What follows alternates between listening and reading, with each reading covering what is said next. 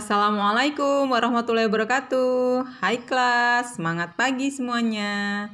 Alhamdulillah, jumpa kembali kita dalam video pembelajaran PPKN kelas 12 semester 1. Kita akan melanjutkan pada video pembelajaran sebelumnya, yaitu di bab 2 mengenai pengelolaan keuangan negara dan kekuasaan kehakiman.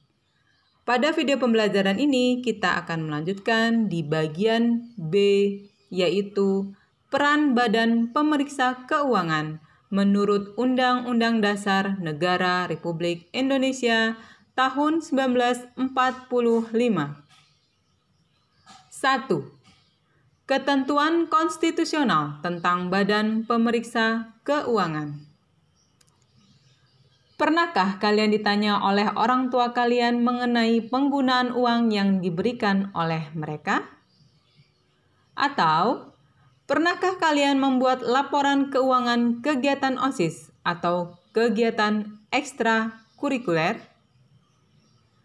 Ataupun kegiatan IPM? Apabila kalian pernah mengalami dua peristiwa yang ditanyakan tadi, berarti sebenarnya kalian sudah mengalami pemeriksaan atas penggunaan uang yang kalian terima. Apa yang akan terjadi apabila tidak ada pemeriksaan keuangan? Mungkin saja penerima uang akan menggunakan uang seenaknya. Oleh karena itu, pemeriksaan keuangan merupakan alat untuk mengontrol agar uang dipergunakan sesuai dengan kebutuhan. Bagaimana dengan keuangan negara? Penggunaan keuangan negara juga harus dikontrol. Para pengguna uang negara harus mempertanggungjawabkan penggunaan uang tersebut kepada negara. Untuk mewujudkan hal tersebut, negara mempunyai alat atau lembaga yang fungsinya mengontrol penggunaan keuangan, yaitu Badan Pemeriksa Keuangan atau yang disingkat dengan BPK. BPK merupakan lembaga negara yang bertugas untuk memeriksa pengelolaan dan tanggung jawab keuangan negara, sebagaimana dimaksud dalam Undang-Undang Dasar Negara Republik Indonesia tahun 1945. Dengan kata lain, BPK merupakan lembaga negara yang keberadaannya diatur dalam Undang-Undang Dasar Negara Republik Indonesia tahun 1945. Sebelum dilakukan perubahan Undang-Undang Dasar Negara Republik Indonesia tahun 1945, ketentuan mengenai BPK terintegrasi dalam ketentuan tentang keuangan negara, yaitu Pasal 23 Ayat 5. Akan tetapi setelah terjadi perubahan ketiga pada Undang-Undang Dasar Negara Republik Indonesia tahun 1945, ketentuan mengenai BPK ini jauh lebih rinci adalah sebagai berikut. Bab 8A, Badan Pemeriksa Keuangan, Pasal 23E, Ayat 1. Untuk memeriksa pengelolaan dan tanggung jawab tentang keuangan negara, diadakan satu badan pemeriksa keuangan yang bebas dan mandiri. 2. Hasil pemeriksaan keuangan negara diserahkan kepada Dewan Perwakilan Rakyat, Dewan Perwakilan Daerah, dan Dewan Perwakilan Rakyat Daerah, sesuai dengan kewenangannya. 3. Hasil pemeriksaan tersebut ditindaklanjuti oleh lembaga perwakilan dan atau badan sesuai dengan undang-undang. Pasal 23F Ayat 1. Badan Pemeriksa Keuangan berkedudukan di ibu kota negara dan memiliki perwakilan di setiap provinsi. 2. Ketentuan lebih lanjut mengenai Badan Pemeriksa Keuangan diatur dengan undang-undang. Pasal 23G Ayat 1. Anggota Badan Pemeriksa Keuangan dipilih oleh Dewan Perwakilan Rakyat dengan memperhatikan pertimbangan Dewan Perwakilan Daerah dan diresmikan oleh Presiden. 2. Pimpinan Badan Pemeriksa Keuangan dipilih dari dan oleh anggota. Oke kelas, berdasarkan ketentuan-ketentuan di atas, BPK memiliki karakteristik yang membedakannya dengan lembaga negara lainnya. Oke, sekarang coba kalian tuliskan karakteristik BPK dengan merujuk pada ketentuan bab 8A Undang-Undang Dasar Negara Republik Indonesia tahun 1945. Oke kelas, jawaban kalian boleh kalian share dan tulis di kolom komentar. Oke kelas, selanjutnya kita lanjutkan pada bagian kedua. Kewenangan Badan Pemeriksa Keuangan. Selain diatur oleh Undang-Undang Dasar Negara Republik Indonesia tahun 1945,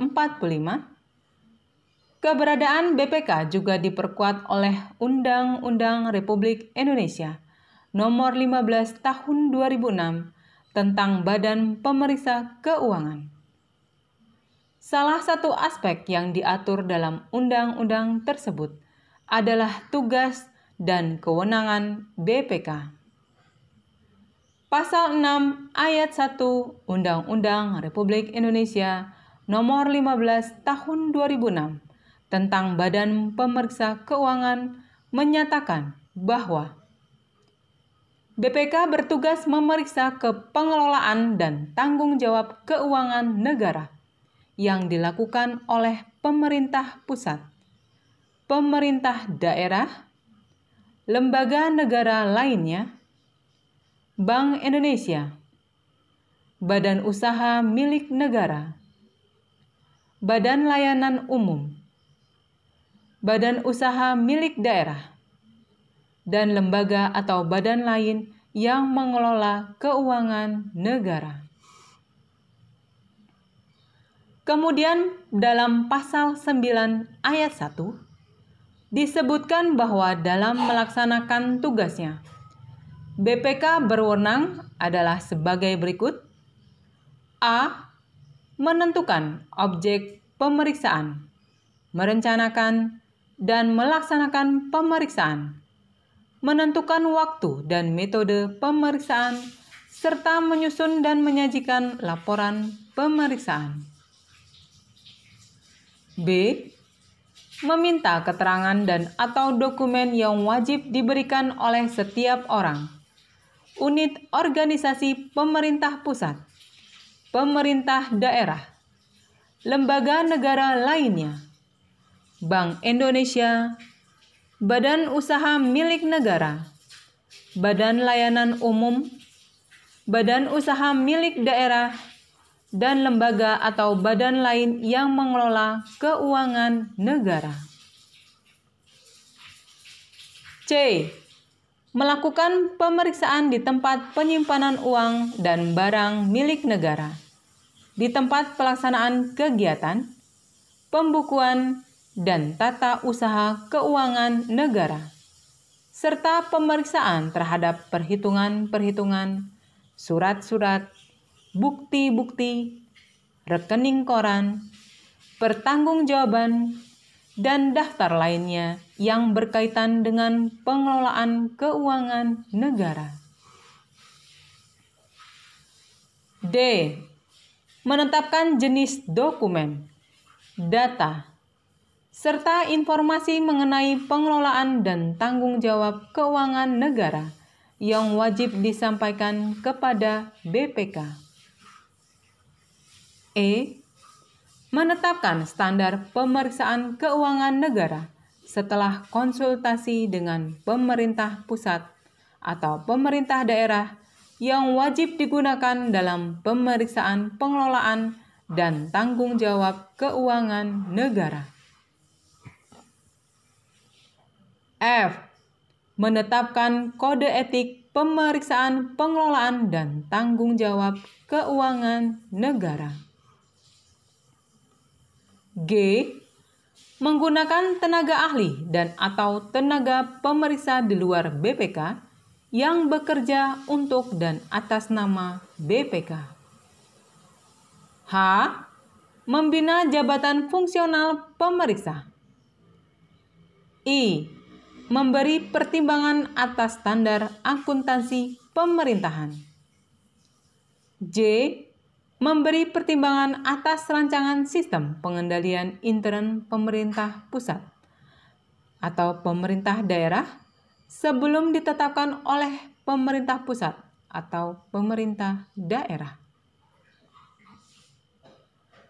Berdasarkan ketentuan-ketentuan dalam Undang-Undang Dasar Negara Republik Indonesia tahun 1945 dan Undang-Undang Republik Indonesia Nomor 15 Tahun 2006 tentang Badan Pemeriksa Keuangan, dapat disimpulkan bahwa keberadaan BPK menjadi sangat penting sebagai pilar untuk mengukur keterserapan keuangan negara serta mengontrol penggunaannya. Coba kalian bayangkan apa yang akan terjadi apabila negara tidak mempunyai lembaga yang berperan memeriksa penggunaan keuangannya.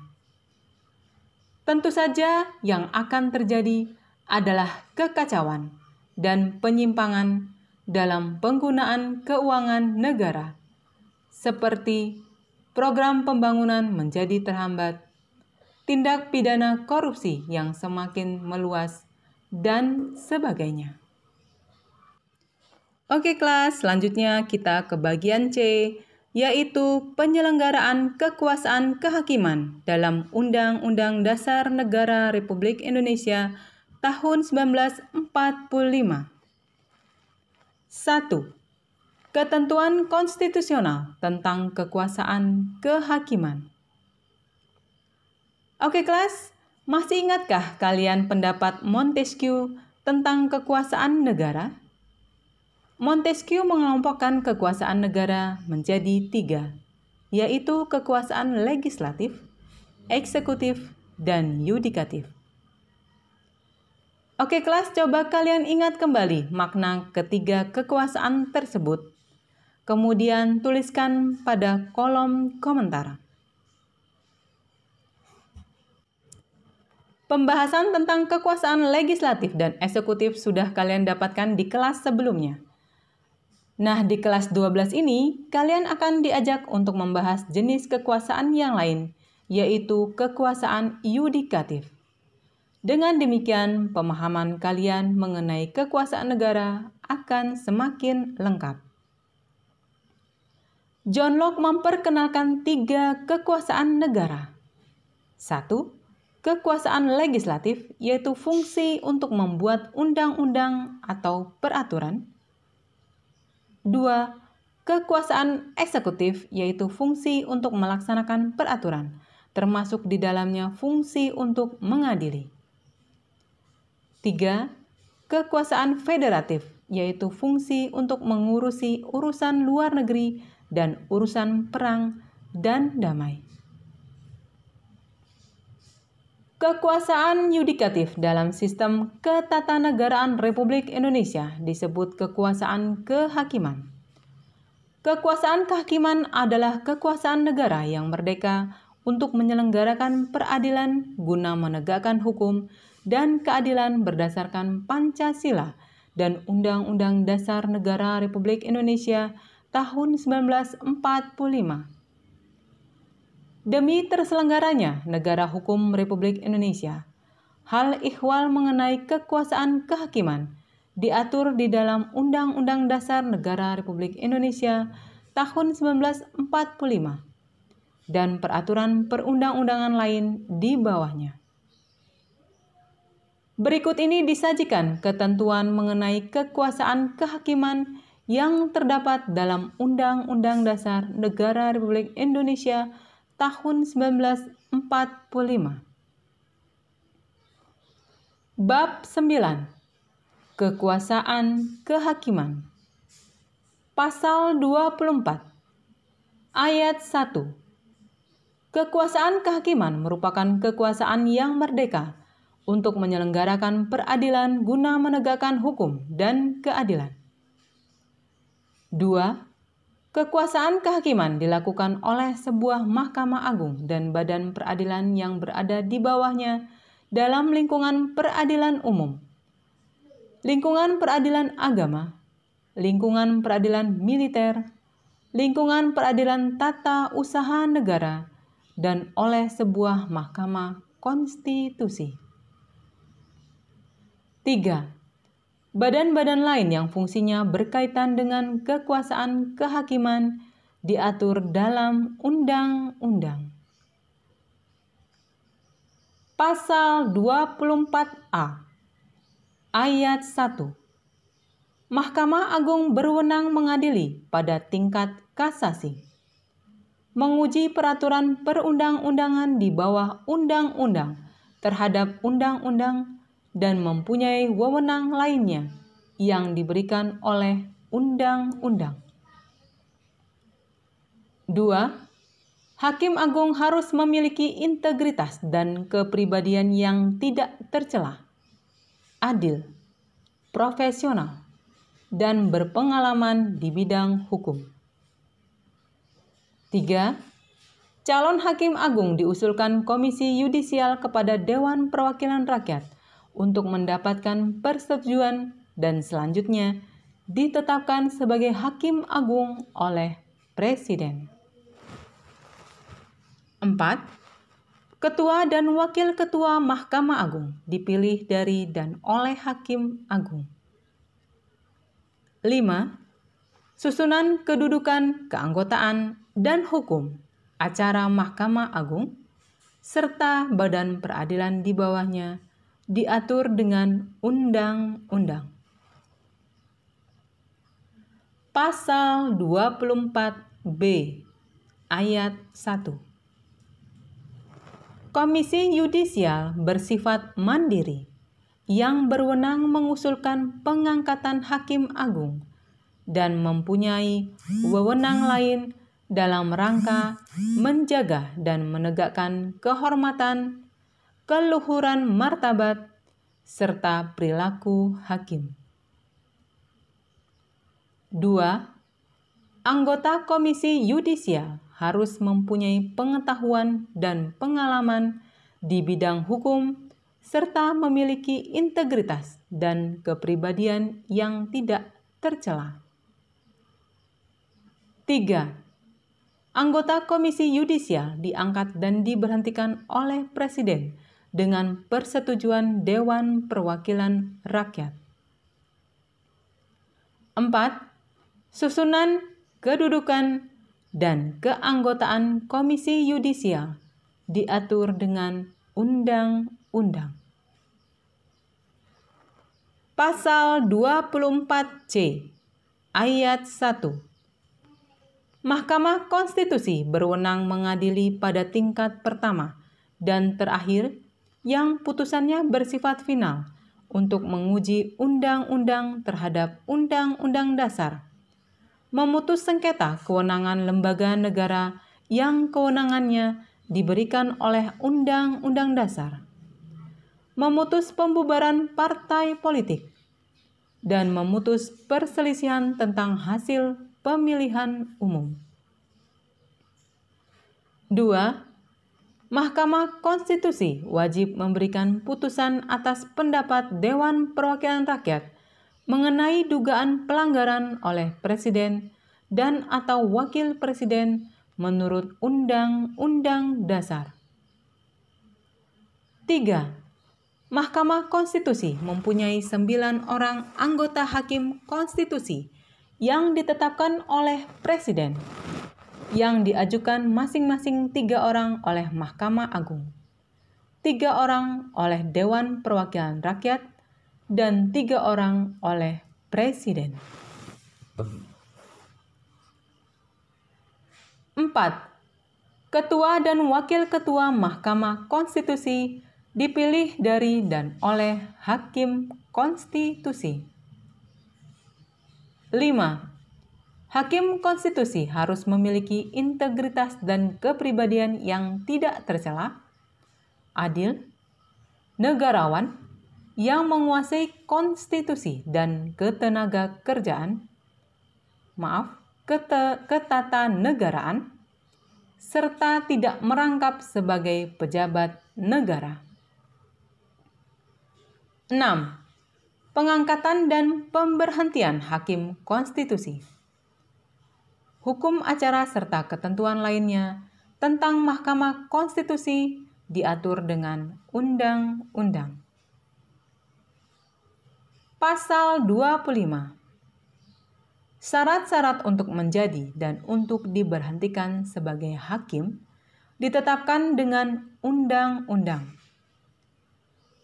Berdasarkan pasal-pasal tersebut dapat disimpulkan bahwa ketentuan mengenai kekuasaan kehakiman setelah perubahan Undang-Undang Dasar Negara Republik Indonesia tahun 1945 lebih jelas dan rinci.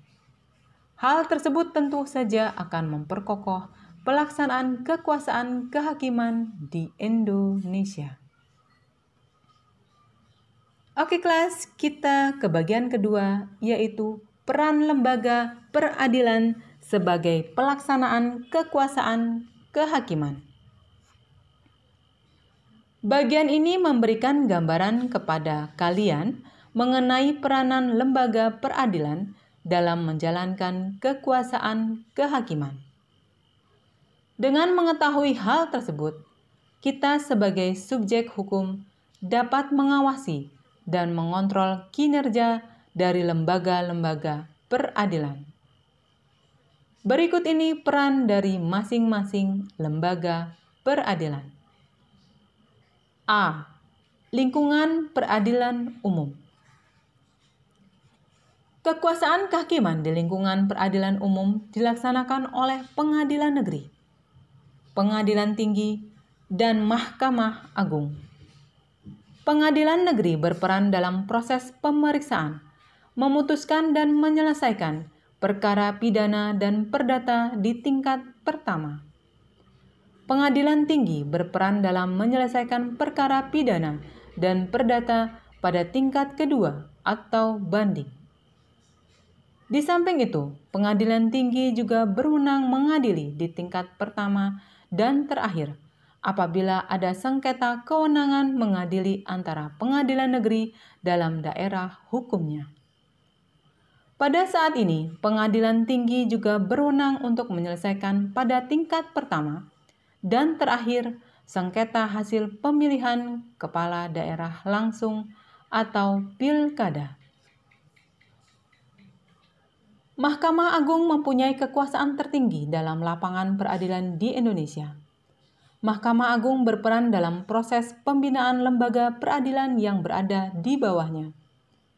Mahkamah Agung mempunyai kekuasaan dan kewenangan dalam pembinaan, organisasi, administrasi, dan keuangan pengadilan. Selain itu, dalam Pasal 20 Undang-Undang Republik Indonesia Nomor 48 Tahun 2009 disebutkan bahwa Mahkamah Agung mempunyai wewenang sebagai berikut. 1. Mengadili pada tingkat kasasi terhadap putusan yang diberikan pada tingkat terakhir oleh pengadilan di semua lingkungan peradilan yang berada di bawah Mahkamah Agung, kecuali undang-undang menentukan lain. 2. Menguji peraturan perundang-undangan di bawah undang-undang terhadap undang-undang. 3. Kewenangan lainnya yang diberikan undang-undang, seperti memberikan pertimbangan hukum kepada Presiden dalam permohonan grasi dan rehabilitasi.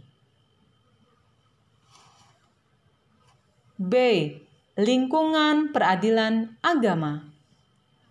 Kekuasaan kehakiman di lingkungan peradilan agama dilakukan oleh pengadilan agama.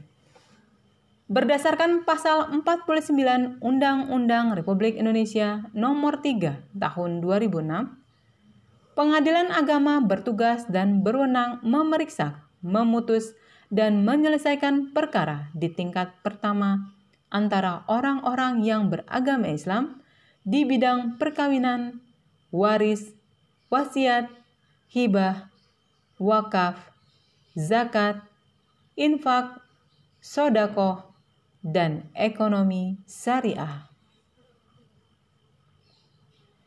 C. Lingkungan peradilan tata usaha negara. Peradilan tata usaha negara berperan dalam proses penyelesaian sengketa tata usaha negara.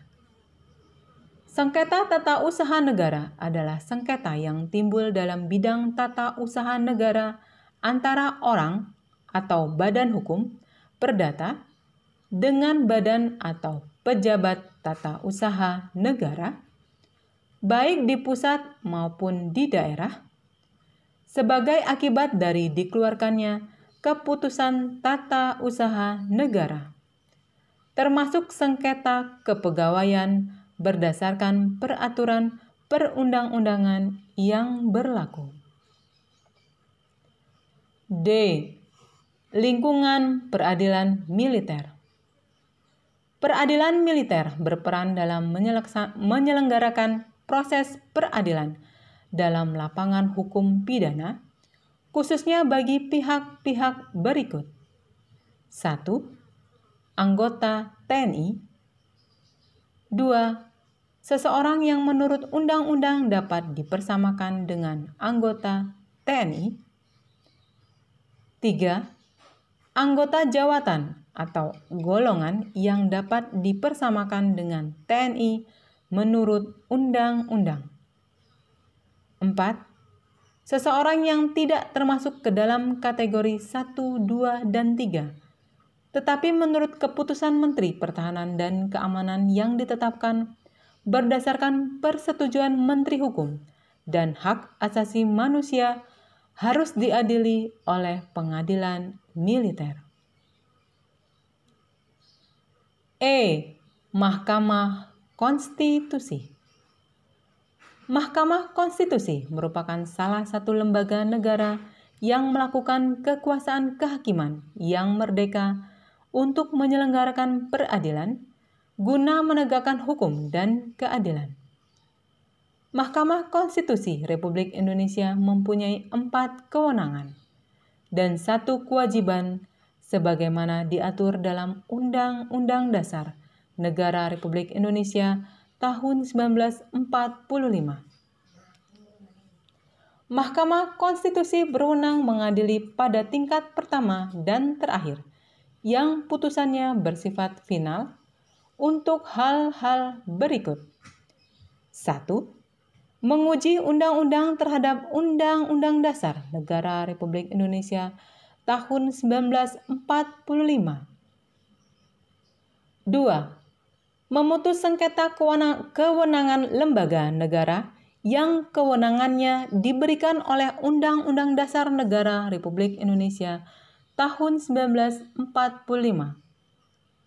3. Memutus pembubaran partai politik. 4. Memutus perselisihan tentang hasil pemilihan umum.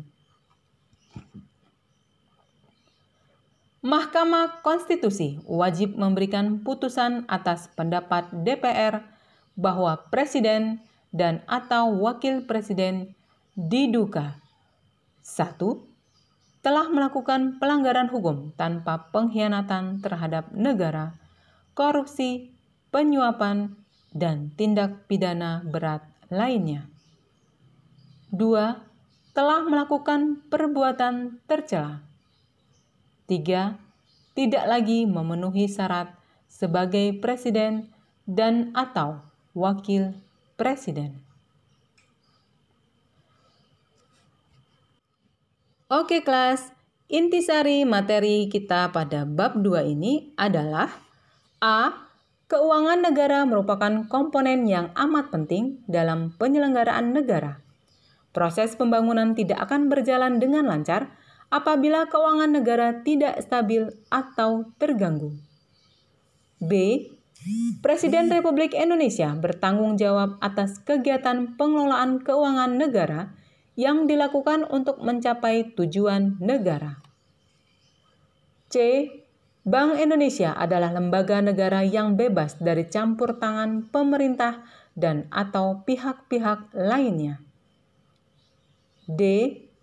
BPK merupakan lembaga negara yang bertugas untuk memeriksa pengelolaan dan tanggung jawab keuangan negara sebagaimana dimaksud dalam Undang-Undang Dasar Negara Republik Indonesia tahun 1945. E. Kekuasaan yudikatif dalam sistem ketatanegaraan Republik Indonesia disebut kekuasaan kehakiman. Hal ihwal mengenai kekuasaan kehakiman diatur di dalam Undang-Undang Dasar Negara Republik Indonesia tahun 1945 dan peraturan perundangan-perundangan lain di bawahnya. Oke kelas, alhamdulillah kita telah selesai pada pembahasan bab 2. Insya Allah kita lanjutkan pada video pembelajaran selanjutnya. Terima kasih, see you next time. Wassalamualaikum warahmatullahi wabarakatuh. Bagi yang belum klik subscribe-nya ya. Dan klik tanda loncengnya agar tidak ketinggalan video-video saya selanjutnya. Terima kasih.